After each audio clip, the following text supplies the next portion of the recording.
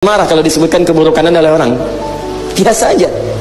Dan gak ada kerjaan kalau orang lain nyari keburukan kita, karena selalu akan ditemukan. Artinya kalau ada orang mencela kita atau menyebutkan keburukan kita misalnya, atau menggibahkan kita, itu artinya kita benar-benar manusia. Sebab kalau nggak ada aib namanya malaikat. Jelas ya? Dan gak usah marah. Sebab kita punya dua keuntungan. Keuntungan pertama, Allah sedang menetapkan bahwa kita benar-benar manusia. Yang kedua, saat disebutkan nama kita dengan kejelekannya misal, kalau itu kemudian benar, hati-hati menjadi gibah. Kalau itu salah menjadi fitnah. Dan setiap gibah atau fitnah ketika disebutkan, maka semua dosa kita ditransfer kepada dia, dan pahala dia ditransfer ke kita. Dan yang kumpul di tempat hiburan pindah ke majlis ta'lim, apa dikira akan mudah? Belum tentu. Kadang-kadang sekitaran Anda akan mengatakan, Masya Allah, soleh sekarang. Masya Allah, sudah berubah sekarang. Jadi orang soleh sekarang. Celaan bisa muncul, hinaan bisa keluar. Bahkan kadang-kadang perubahan kita menjadi baik belum tentu diterima oleh lingkungan sekitaran tempat kita tinggal. Maka bersabarlah. Bersabarlah. Kalau kita dicela, memang tidak ada yang lepas dari celaan. Kalau Anda orang baik, Anda akan dicela oleh orang yang tidak baik. Kalau Anda orang tidak baik, maka Anda akan dicela oleh orang yang baik. Allah saja Tuhan dicela oleh orang yang tidak beriman. Malaikat dicela, Rasul dicela, sahabat dicela, tabi'in dicela, ulama dicela. Anda Tuhan bukan, malaikat bukan, Rasul bukan, Nabi bukan, sahabat bukan, tabi'in bukan, ulama belum. Kenapa kemudian kita tidak takut-takut dengan celaan? Katanya Allah yang maha kaya, tapi nggak mendekati Allah untuk meminta kekayaan. Katanya Allah yang maha menenangkan, tapi saat gelisah kenapa tidak mendekat kepada Allah? Katanya Allah yang punya solusi, tapi ketika punya masalah kenapa menjauh dari Allah? Katanya Allah yang bisa mengampuni, sadar, tapi kenapa nggak minta ampun? Kenapa nggak taubat? Katanya sadar mau wafat, tapi kenapa nggak cari bekal? Katanya nggak pengen ke neraka, tapi melakukan perbuatan yang menjerumuskan dia ke neraka. Lalu di mana kita menyimpan akal kita? Di mana kita menyimpan iman kita?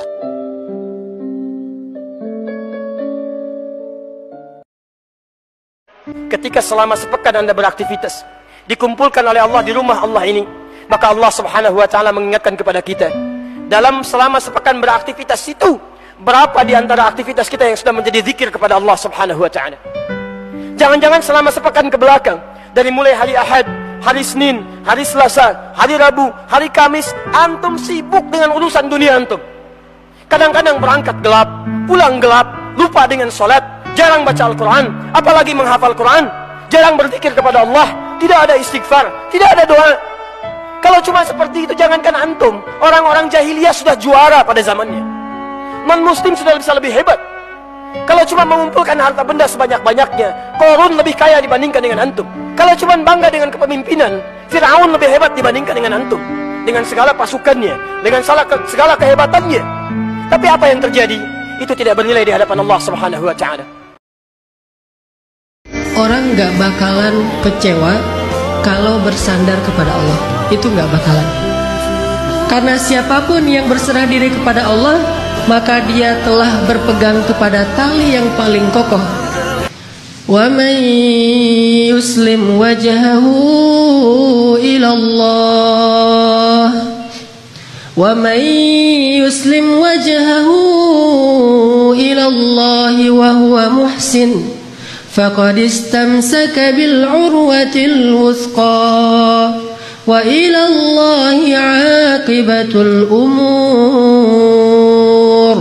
Siapa yang menyerahkan dirinya kepada Allah dan dia senantiasa berbuat baik, maka sesungguhnya dia telah berpegang kepada tali yang paling kokoh, dan kepada Allah segala urusan dikembalikan. Kenapa kita jarang melihat keajaiban? Karena ucapan kita itu belum selaras dengan hati kita, gak yakin-yakin amat sama Allah. Sering bilang la haula wala quwata illa billah, tapi kita masih yakin ada kekuatan lain yang mempengaruhi hidup kita. Padahal kata Nabi kepada Ibnu Abbas, kalau semua orang berkumpul dan ingin menolong kamu, mereka tidak dapat menolong kamu kecuali dengan seizin Allah. Kalau mereka semua berkumpul ingin mencelakai kamu, Mereka tidak bisa mencelakai kamu kecuali dengan ketetapan Allah. Allah, Allah, Allah, di tangannya lah segala kebaikan, di tangannya lah segala kerajaan. Tabarakalladzi biyadihil mulk wa huwa ala kulli syai'in qadir. Percaya enggak kita dengan ayat itu? Jawab dengan hati kita masing-masing. Kalau kita percaya, baru terjadi keajaiban dalam hati kita. Di antara hadis kangennya Allah kepada kita tuh, Allah kalau kangen kepada hambanya dikasih ujian. Hamba yang kayak gimana? Hamba yang kalau nggak dikasih ujian nggak deket sama Allah. Kenapa? Allah kangen dengerin curhat kita di sepertiga malam. Allah kangen ngeliatin kita menangis dan manja kepada Allah. Allah kangen kita bangun tengah malam atau sepertiga malam berdoa kepada Allah. Allah kangen kita berdiri dan sujud dengan waktu yang lama. Kadang-kadang sujudnya setengah jam, saking lagi berserah diri kepada Allah. Allah kangen, makanya dikasih ujian dikit. Tapi ujian yang dikasih ke kita tuh sedikit dibandingkan yang Allah hindarkan dari kita.